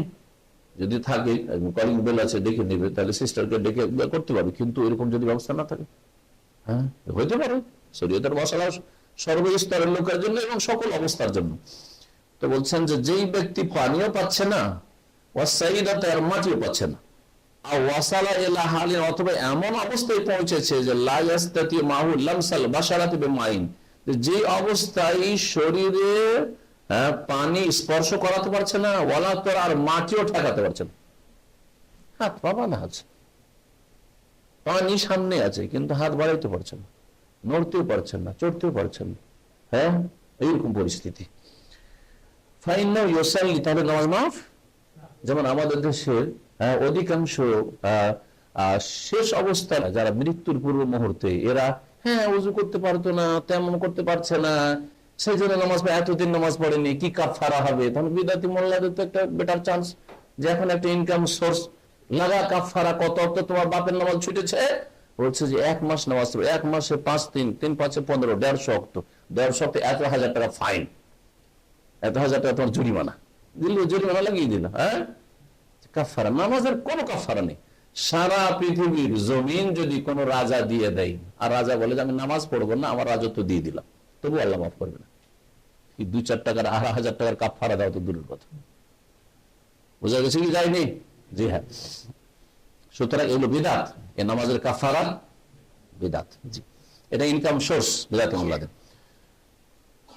যদি দেখা যায় যে সেই ব্যক্তি পানি পাচ্ছে না, অথবা পানিও পাচ্ছে না, মাটিও পাচ্ছে না, অথবা পানি মাটি পাচ্ছে কিন্তু সেখান পর্যন্ত পৌঁছিতে পারছে না, সেটা ব্যবহার করতে পারছে না, ফাইনাল ইউসাল্লি আলা হাসবি হালি, যেই অবস্থা আছে সেই অবস্থায় নামাজ, এনি হাউ, যে কোন অবস্থায় তাকে নামাজ পড়তে হবে, যে কোনো অবস্থায় কি করতে হবে? নামাজ পড়তে হবে, উপায় নেই, টাইমে টাইমে নামাজ পড়তে হবে, টাইমে টাইমে নামাজ পড়তে হবে। শুধু শরীয়তে যে জোহর আসর জামা কষ্ট হলে আর মাদ্রাসা জামা ওইটুকু আছে, সেইটুকু, তার বেশি নয়। হ্যাঁ, নামাজ আপন আপন, এই নয় যে অসুস্থ মানুষ সুতরাং 5 ওয়াক্ত একবারই সেরে দিলাম, চলবে। অসুস্থ মানুষ বিছানাতে উঠতে পারি না, এই জন্য ফজর নামাজটা সূর্য ওঠার পরে পড়লাম বা জোহরের সময় পড়ি না, হবে না, কোনো কবুল হবে না, এবার নামাজ কবুল হবে না। ইন্নাস সালাতা কানাত আলাল মুমিনিনা কিতাবাম মাওকুতা, নিশ্চয়ই সালাত নামাজ কানাত আলাল মুমিন, মুমিনের উপর ফরজ করা হয়েছে, কিতাবান মানে মাকতুবান, ফরজ করা হয়েছে, মাওকুতান ওয়াক্ত অনুযায়ী, সময় মতো যথা সময়ে নামাজ পড়তে হবে। তার শুরু আছে, শেষ আছে, নামাজের আউয়াল ওয়াক্ত আছে, প্রথম ওয়াক্ত আছে, আর শেষ, এর মাঝখানে নামাজ পড়তে হবে, এর আগে পরে নামাজ হবে না, সময়ের আগে হবে না, সময়ের পরে নামাজ হবে না। তো নামাজ পড়তে হবে বিনা উযুতে নামাজ পড়েন আপনি, যেহেতু পানি পাচ্ছেন না বা পানি মাটি কিছু পাচ্ছেন না, অথবা পানি মাটি কিছু ব্যবহার করতে পারছেন না, ওয়ালাতে তেমন ছাড়া নামাজ পড়েন। কেন? দলিল লিআন্নাল্লাহ লা ইউকাল্লিফু নাফসান ইল্লা উসআহা, আপনি নামাজ পড়তে পারবেন কিন্তু উযু করতে পারছেন না, তেমন করতে পারছেন না, তো যেটা পারবেন সেটা করতে হবে নাকি, যেটা পারবেন সেটা করতে হবে। কারণ আল্লাহ পাক মানুষকে এমন কোন দায়িত্ব দেন না যেটা তার সাধ্যের বাইরে, সাধ্যের বাইরে যেটা সে দায়িত্ব দেন না। উযু করা তার সাধ্যের বাইরে, ক্ষমতার বাইরে, তেমন করা তার ক্ষমতার বাইরে, কিন্তু নামাজ পড়া তার ক্ষমতার বাইরে নয়। নামাজ পড়া দাঁড়িয়ে না পড়তে পারলে, দাঁড়িয়ে পড়া ক্ষমতার বাইরে, তো বসে পড়বে, বসে পড়া ক্ষমতার বাইরে, তাহলে শুয়ে পড়বে, চোখের ইশারায় পড়বে, হুঁশ নেই, তাহলে নামাজ পড়া তার শব্দের বাইরে, ক্ষমতার বাইরে, সেজন্য তখন মাফ, বুঝা গেছে না? তখন মাফ সেটা। জি, ওয়ালা ইউঈদু হাযিহিস সালাত, এই নামাজকে পুনরায় ফিরাবে না। হ্যাঁ, চিন্তা করলো যে একটা নামাজ, জোহরের নামাজটা এমন সময় পড়েছিলাম যে সময় পানিও পাইনি আর মাটিও পাইনি, নামাজ পড়েছি। আসরের সময় কিন্তু পানি পেয়ে গেছে অথবা মাটি পেয়ে গেছে, আবার ফিরাবে না? ফিরাবে, যেটা হয়ে গেছে হয়ে গেছে, কবুল হয়ে গেছে, কবুল হয়ে গেছে, সেটা আর ফিরাতে হবে না। লিআন্নাহু আতা বিমা উমিরা বিহি, কারণ সে পালন করলো যা আদিষ্ট হয়েছে, যে আদেশ আল্লাহ করেছেন যথাসাধ্য আল্লাহ, ওর সাধ্য ছিল না তখন। হ্যাঁ, কি করা, উযু করা সাধ্য ছিল না, আর তায়াম্মুম করাও সাধ্য ছিল না, কিন্তু তার সাধ্য ক্ষমতায় ছিল সালাত পড়া, নামাজ পড়া, নামাজ পড়েছে। লিকাউলিহি তাআলা, মহান আল্লাহর বাণী রয়েছে, ফাত্তাকুল্লাহ মাসতাতাতুম, যথাসাধ্য তোমরা আল্লাহকে ভয় করে। এই ব্যক্তি যথাসাধ্য আল্লাহকে ভয় করেছে। আর নবী সাল্লাল্লাহু আলাইহি ওয়াসাল্লাম হাদিস রয়েছে, ইযা আমারতুকুম বিআমরিন, তোমাদেরকে কোন যখন আদেশ দেব, ফাতু মিনহু মাসতাতাতুম, সেটা নিয়ে আসো, মানে কি করো, পালন করো, মাসতাতাতুম, যথাসাধ্য, যথাসাধ্য পালন করা। মাসআলা, এই মাসালা বলার আগে একটা দলিল, এটা তো একটা আম দলিল, যে কোন ইবাদত বন্দেগীর ক্ষেত্রে যেখানে গিয়ে পারছেন না থেমে যাবেন, আর যতদূর পারছেন আপনাকে করতে হবে, যতদূর পারছেন কি করতে হবে, ফাতু মিনহু মাসতাতাতুম। আর একটা দলিল এই ক্ষেত্রে, আবার বিনা উযুতে আর বিনা তায়াম্মুমে নামাজ পড়েছেন, যেই বছরে যে জিহাদের ময়দানে তায়াম্মুমের বিধান নাযিল হয়, ওখানে ঘটনা জানেন কিভাবে তায়াম্মুমের হুকুম নাযিল হয়েছিল? মা আয়েশা রাদিয়াল্লাহু তাআলা আনহার হাড় হারিয়ে গেছিল, হাড় খোঁজা, আর হাড় হারাটা একটা বরকতের কারণ হলো, তেমন বিধান নাযিল হয়ে গেল। হাড় খুঁজতে খুঁজতে এমন জায়গাতে হাড় হারিয়েছে যেখানে পানিও নেই, আর তাদের কাছেও পানি নেই, ওই জায়গায় তো পানি নেই আর ওদের কাছেও পানি নেই, আর ফজর নামাজের সময় হয়ে গেছে, সূর্য উঠে যাবে। এই সময়, এই পরিস্থিতিতে হাড় খোঁজার জন্য কিছুক্ষণ ওখানে বিলম্ব, ওইদিক ওদিক যেতেও পারছে না, যে চলে যাব তো আবার এখানে ফেরা সম্ভব হবে না। তখন হাদিসের সহিহ বুখারী, ফাসাল্লাউ বিগাইরি উযুইন, কিছু কিছু সাহাবায়ে কেরামরা আউয়াল ওয়াক্ত দেখলেন যে নামাজের টাইম হয়ে গেছে, আর এদিকে আমরা এখান থেকে আর সরতেও পারছি না, যেতেও পারছি না, তাও এখানে নবী সাল্লাল্লাহু আলাইহি ওয়াসাল্লাম অবস্থান করছে, আমরা যাবো কি করে, কোথায় যাবো, কোন দিকে যাবো? এখনকার মতো নয় যে আচ্ছা আপনারা থাকেন এখানে খোঁজাখুঁজি করেন, সামনে পেট্রোল পাম্পে থামছি, ওখানে চলে আসেন, ও রাস্তায় মরুভূমিতে হারিয়ে যাবে, কেউ কাউকে খুঁজেই পাবে না, হ্যাঁ, কোনো যোগাযোগ ব্যবস্থাও নেই। হ্যাঁ, চিন্তা করেন আপনি কত বড় নিয়ামতে আছেন। এখন সাথী বন্ধু দুই গাড়ি নিয়ে সফর করছেন, এক গাড়ি খারাপ হয়ে গেল, থাকলো, ঠিক আছে আমরা সামনে অমুক পেট্রোল পাম্পে আছি, চলে আসেন, হচ্ছে না, হচ্ছে না, অমুক জায়গায় থেমে আছি, বলতে পারছেন, এত কিলোমিটার যেখানে করে বোর্ড আছে ওখানে থেমে আছি, ওখানে আসেন। কিন্তু মরুভূমিতে তখনকার ফেলে সাথী ছুটে গেলে আর পাওয়া যাবে না, আর রাস্তা না চিনলে মরুভূমির দিক হারিয়ে দিয়েও মরে যেতে হবে, কোন দিক থেকে কোন দিকে ঘুরে বেড়াচ্ছে উদ্ভ্রান্ত। তো হাদিসে রয়েছে, ফাসাল্লাহু বিগাইরি উযুইন, সাহাবায়ে কেরামরা বিনা উযুতে নামাজ পড়ে নিয়েছিল, অনেকেই বিনা উযুতে কি করেছিলেন, তখন তায়াম্মুমের হুকুম নাযিল হয়নি আর পানি নেই, এখন নামাজ ফরজ হয়ে আছে, কি করেছিলেন তারা, বিনা উযুতে নামাজ পড়েছে, তায়াম্মুমও ছিল না আর বিনা উযুতে নামাজ পড়েছেন, কবুল হয়েছে না হয়নি? যদি না হইতো তো নবী সাল্লাল্লাহু আলাইহি ওয়াসাল্লাম বলতেন, তার কিছুক্ষণ পরে যারা একটু লেট করেছে, দেখি দেখি পাওয়া যায় কিনা পানি, অথবা পানির জায়গাতে আমরা পৌঁছতে পারি কিনা। কিছুক্ষণ পরে তায়াম্মুমের হুকুম নাযিল হয়েছে, কিছুক্ষণ পরেই ওই ময়দানেই তায়াম্মুমের হুকুম নাযিল হয়েছে। জাতুর রেখার ঘটনা, জাতুর রেখার যুদ্ধ ছিল, নবী করিম সাল্লাল্লাহু আলাইহি ওয়াসাল্লাম তায়াম্মুমের আয়াত শুনালেন, এবং যারা এখনো নামাজ পড়েনি তারা তখন তায়াম্মুম করে নামাজ পড়লো। আর অনেকেই বিনা উযুতে, কি করেছিল, পানি যেহেতু নেই, বিনা উযুতে নামাজ পড়ে ফেলেছে, তায়াম্মুমের হুকুম তখন আসেনি, তাদের উযু, তাদের বিনা উযুতে নামাজ কবুল হয়েছে না হয়নি? যদি না কবুল হইতো তো নবী সাল্লাল্লাহু আলাইহি ওয়াসাল্লাম বলতেন, এই যারা বিনা উযুতে নামাজ পড়ে নিয়েছো তারা তায়াম্মুমের এখন নতুন হুকুম এসেছে, তোমরা তায়াম্মুম করো, আবার নামাজ পড়ো, করেছেন। এটা থেকে দুটো মাসলা জানা গেল, একটা হলো যে যখন পানি এবং মাটি কিছুই পাচ্ছেন না, তখন বিনা উযুতে বিনা তায়াম্মুমে নামাজ পড়বেন, এক। দ্বিতীয় মাসলা জানা গেল যে কেউ যদি একবার নামাজ পড়ে নেয়, হ্যাঁ, বিনা উযুতে ধরেন, অথবা হ্যাঁ তায়াম্মুমে, তারপর যদি পানি পাই, তাহলে আর নামাজ পুনরায় পড়তে হবে না, দৌড়াতে হবে না, নামাজকে পুনরায় পড়তে হবে না। এগুলো হচ্ছে দলিল। শেষ একটি মাসলা বা দুটি আর মাসলা রয়েছে, ইজা ওয়াজাদাল মা ক্বাবলা শুরুই ফিস সালাত, নামাজ শুরু করার আগে, হ্যাঁ, তায়াম্মুম করে শুরু করেছিলেন, আর নামাজ শুরু করতে যাচ্ছেন, আর তাকবীরে তাহমিদ দিতে যাচ্ছেন, আর একজন বলছে যে পানি পাওয়া গেছে, পানি পাওয়া গেছে, তাহলে চলবে? তাকবীর তাহরিম এখনো হয়নি। বলছেন যে নামাজ শুরু করার আগে যদি পানি পাওয়া যায় বাতালাত তায়াম্মুম, তাহলে তায়াম্মুম বাতিল। রেডি হয়েছেন, একামত দিয়ে দেওয়া হয়েছে, তাকবীর বাকি আছে, নামাজ শুরু হয়নি, তায়াম্মুম বাতিল। ওয়াজাব আল উযু, উযু ফরজ হয়ে গেছে, উযু করেন তারপর নামাজ শুরু করেন। ওয়াইন ওয়াজাদা বাদাল ফারাগ মিনাস সালাত, নামাজ পড়া সালাম ফিরা হয়েছে আর পানি পাওয়া গেছে, তাহলে সাহাত, নামাজ হয়ে গেছে। নামাজ কি হয়েছে? হয়ে গেছে, আর পরোয়া করতে হবে না। ওয়াইন ওয়াজিদা আসনা সালাতে, নামাজ পড়ছেন, চলছে, 1-2 রাকাত হয়েছে, আর ওই সময় পাওয়া গেছে পানি। কোন একজন লোক বলছে পানি পাওয়া গেছে, পানি পাওয়া গেছে, কানে আওয়াজ আসছে আর নামাজ চলছে, কি করবেন এখন? এইটা হচ্ছে একটা জটিল মশলা, তাই না? এটা শুনে বলছে ফাইন আদা রাকাতান, 1 রাকাত পড়ার পরে যদি পানির খবর পাই যে পানি পাওয়া গেছে, পানি পাওয়া গেছে, হ্যাঁ, তাহলে আর পরোয়া করবেন না। বাকি নামাজটা 3 রাকাত বা 1 রাকাত যা বাকি আছে কি করবেন?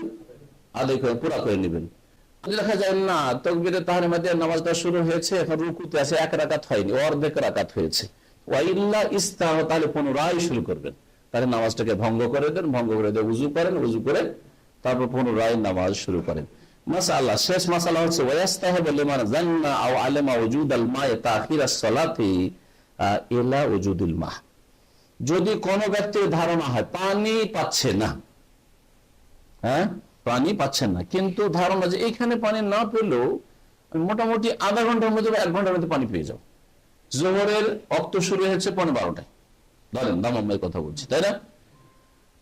12:15 শুরু হয়েছে, 12:15, 12টা, 12:15 পানি পাওয়া যাচ্ছে না, কিন্তু আপনার ধারণা যে আমি 1 ঘন্টার মধ্যে 1:30-2টার মধ্যে পানি পেয়ে যাবো, 2:30 বা 2:45 জোহরের সময় শেষ, কিন্তু আমি 2টোর মধ্যে 1:30টার মধ্যে পানি পেয়ে যাব, তখন কি করবে? বিলম্ব করা ভালো হবে। তখন বিলম্ব করা জরুরি নয়, বিলম্ব করা ভালো। বলছে ওয়াস্তাহিবু, পছন্দনীয় হচ্ছে বা ভালো হচ্ছে, লিমান জান্না, যার ধারণা হবে, আও আলেমা, বা যে নিশ্চিত জেনে নেবে যে অমুক জায়গায় পানি আছে। কি জানছে? ওজুদ আল মা, পানি পাওয়া সম্পর্কে জেনে নেবে, লিমান আলেমা ওজুদ আল মা, তাখির ইস্তাহিবু তাখিরুস সালাহ, তখন নামাজে বিলম্ব করা ভালো। ইলা ওজুদিল মা, কতক্ষণ পর্যন্ত? পানি পাওয়া পর্যন্ত, পানি পাওয়া পর্যন্ত। কিন্তু পানি পেতে গিয়ে যাতে করে আবার ওয়াজিব ফরজ না ছুটে যায়, ওয়াজিব ফরজ না ছুটে যায়। একটা ফরজ হচ্ছে যে ওয়াক্তে নামাজ পড়া ফরজ, ওয়াক্ত পার পানি পাবো, কিন্তু আসরের নামাজ মাগরিব পরে পড়তে হবে, চলবে? চলবেন একটা। আর একটা হচ্ছে যে জামাত চলছে আর বলছে পানি পেয়ে যাব, জামাত চলছে, পানি পেয়ে যাবো, কিন্তু জামাত পাওয়া যাবে না, জামাত পাওয়া যাবে না। ধরেন আজানের পরে 15-20 মিনিট টাইম থাকছে, আপনি দেখছেন যে 20 মিনিট 25 মিনিটের মধ্যে জামাতটা শেষ হয়ে যায়, পানি মোটামুটি আধা ঘন্টা পরে পাবো। এই ক্ষেত্রে জামাতে নামাজ পড়া ওয়াজিব, জামাতে নামাজ পড়া সঠিক মতে ওয়াজিব ফরজ। সুতরাং জামাত ছেড়ে আপনি পানি তালাশ করে বেড়াবেন, এটা করতে হবে না, কথা বলছেন যে মালাম এতটুকু ওয়াজিব, যতক্ষণ পর্যন্ত ওয়াজিব না ছেড়ে দেয়। কাল জামাতে, যেমন জামাত ছুটে যাচ্ছে আর আপনি বলবেন যে পানি নাই সেজন্য নামাজ পড়লাম না, মুসলিমদের জামাতে না, এরকম করবেন না। ওয়া ইল্লা সাল্লাহ, যদি দেখা যায় যে ওয়াজিব ছুটে যাচ্ছে, তখন কি করবে? নামাজ পড়ে নেবে। ওয়াজিব ছুটে যাওয়ার দুটো বা ফরজ ছুটে যাওয়ার দুটো উদাহরণ দেন, একটা হচ্ছে ওয়াক্ত পার হয়ে চলে যাচ্ছে, আর একটা হচ্ছে জামাত ছুটে যাচ্ছে, কিন্তু জামাত নেই, আপনারা 2-4 জনই আছেন ধরেন সফরে, আর সবাই একসাথে, আর কেউ পানি পাচ্ছেন না, তাহলে একসাথে একটু বিলম্ব করে নামাজ পড়ে চলে, লেটে আউয়াল ওয়াক্তে না পড়ে শেষ ওয়াক্তে নামাজ পড়লো, কোনো অসুবিধা নেই। ওয়া সাল্লাল্লাহু আলা সাল্লাম নবিয়ানা মুহাম্মদ ওয়া আলা আলিহি ওয়া সাহবিহি আজমাইন।